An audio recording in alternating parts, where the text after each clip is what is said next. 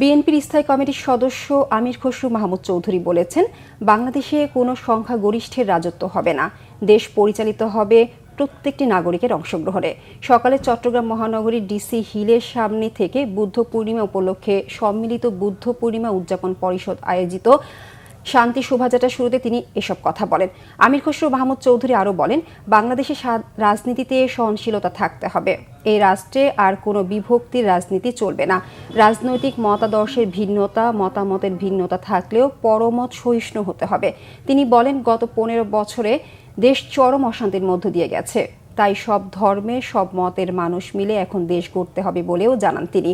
পরে বর্ণাঢ্য শোভাযাত্রাটি নগরীর বিভিন্ন সড়ক প্রদক্ষিণ করে। শান্তি শোভাযাত্রায় চট্টগ্রাম সিটি কর্পোরেশনের মেয়র ডাক্তার শাহাদাত হোসেন, সিএমপির দক্ষিণ বিভাগের উপপুলিশ কমিশনার মোহাম্মদ আলমগীর হোসেন সহ অন্যরা উপস্থিত ছিলেন।